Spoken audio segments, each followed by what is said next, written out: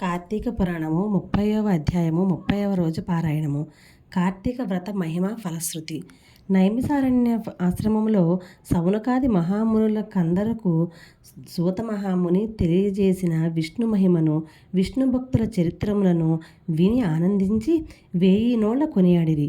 సౌనకాది మునులకు ఇంకనూ సంశయములు తీరనందున సూతుని గాంచి, ఓ మునీలకమా, కలియుగముందు ప్రజలు అరిషడ్వర్గములకు దాసులై అత్యాచారపరులై జీవించుచు సంసార సాగరము తరింపలేకున్నారు. అటువంటి వారు సులభముగా ఆచరించు తరుణోపాయం ఏదైనా కలదా? ధర్మములన్నింటిలో మోక్ష సాధనకు ఉపకరించు ఉత్తమ ధర్మమేది? దేవతలందరిలోనూ ముక్తినొసంగు ఉత్తమ దైవమెవరు? మానవుని ఆవరించియున్న అజ్ఞానమును రూపుమాపి పుణ్యఫలములిచ్చు కార్యమేది? ప్రతిక్షణము మృత్యువు వెంబడించుచున్న మానవులకు సులభముగా మోక్షము పొందగల ఉపాయమేమి? హరినామస్మరణ సర్వదా చేయుచున్న మేము ఈ సంశయములలో నున్నాము కాన దీనిని వివరించి తెలియజేయమని కోరిరి. అంత సూతుడు ఆ ప్రశ్నలు ఆలకించి, ఓ మునులారా, మీకు కలిగిన సంశయములు తెలుసుకొనవలసినవి. కలియుగమునందలి మానవుడు మందబుద్ధులు.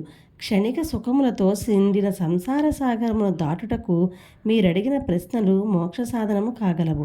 కార్తీక వ్రతము వలన యాగాది క్రతువులొనర్చిన పుణ్యము, దానధర్మ ఫలము చేకూరును. కార్తీక వ్రతము శ్రీమన్నారాయణకు ప్రీతికరమైన వ్రతము. ఇది అన్ని వ్రతముల కంటే ఘనమైనదని శ్రీహరి వర్ణించియున్నాడు. ఆ వ్రతమహిమ వర్ణించుటకు నాకు శక్తి చాలదు. అంతేగాదు, సృష్టికర్తయకు ఆ బ్రహ్మదేవునికి కూడా శక్యము కాదు. అయినను సూక్ష్మముగా వివరించదను. కార్తీక మాసమందు ఆచరించవలసిన పద్ధతులను చెప్పుచున్నాను, శ్రద్ధగా ఆలకింపుడు. కార్తీక మాసమున సూర్యభగవానుడు తులారాశి యందున్నప్పుడు శ్రీహరి ప్రీతి కొరకు మనకు ముక్తి కలుగుటకు తప్పనిసరి నదీ స్నానము చేయవలెను. దేవాలయానికి వెళ్ళి హరిహరాదులను పూజించవలెను. తనకున్న దానితో కొంచెమైనా దీపదానం చేయవలెను. ఈ నెల రోజులు విధవ వండిన పదార్థములు తినకూడదు. రాత్రులు విష్ణు ఆలయమును గాని శివాలయమును గాని ఆవు నెతితో దీపారాధన చేయవలెను. ప్రతిదినము సాయంకాలము పురాణ పఠనము చేయవలెను. ఈ విధముగా చేసిన సకల పాపముల నుండి విముక్తులై సర్వ సౌఖ్యములను అనుభవింతురు. సూర్యుడు తులారాశియందున నెల రోజులు ఈ విధముగా ఆచరించువారు జీవన్ముక్తి గలుగుదురు. ఇట్లు ఆచరించుటకు శక్తి ఉండి కూడా ఆచరించక గాని, లేక ఆచరించు వారులను చూచి ఎగతాళి చేసిన వారు గాని, దానికి ధన సహాయము చేయువారికి అడ్డు పడిన వారును ఇహమందు అనేక కష్టముల పాలగుటయేగాక వారి జన్మాంతరమందు నరకములో పడి యమకింకరుల చేత నానా హింసల పాలు కాగలరు. అంతేగాక అట్టి వారు 100 జన్మల వరకు చండాలాది హీన జన్మములెత్తుదురు. కార్తీక మాసంలో కావేరీ నదిలో గాని, గంగా నదిలో గాని, అఖండ గౌతమి నదిలో గాని స్నానమాచరించి ముందు చెప్పిన విధముగా నిష్ఠతో ఆచరించిన వారు ఇహమందు సర్వసుఖములను అనుభవించుటయేగాక జన్మాంతరమున వైకుంఠవాసులగుదురు. సంవత్సరంలో వచ్చు అన్ని మాసముల కన్నా కార్తీక మాసము ఉత్తమోత్తమైనది, అధిక ఫలదాయకమైనది, హరిహరాదులకు ప్రీతికరమైనది.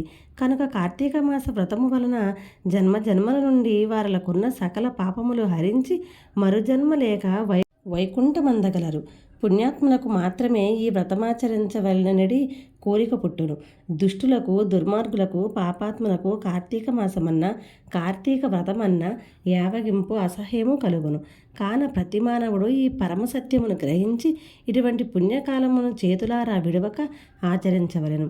ఇటులా నెల రోజులు చేయలేని వారు కార్తీక శుద్ధ పౌర్ణమి నాడు అయినను తమ శక్తి కొలదే వ్రతమాచరించి పురాణ శ్రవణము చేసి జాగరణము నుండి మరునాడు ఒక బ్రాహ్మణునకు భోజనమిడినచో నెల రోజులు చేసిన ఫలముతో సమాన ఫలము కలుగును. ఈ మాసములో ధనము, ధాన్యము, బంగారము, గృహము, కన్యాదానము చేసినచో ఎప్పటికీ తరగని పుణ్యము లభించును.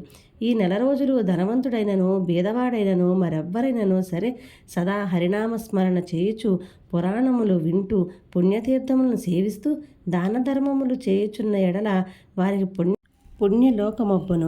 ఈ కథను చదివిన వారికిని వినిన వారికిని శ్రీమన్నారాయణుడు సకలైశ్వర్యములు ఇచ్చి వైకుంఠ ప్రాప్తి కలుగు చేయును.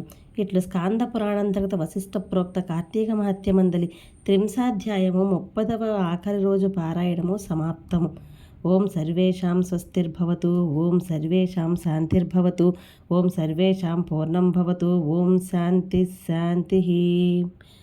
ఓం నమః శివాయ. హర హర మహాదేవ శంభో శంకర.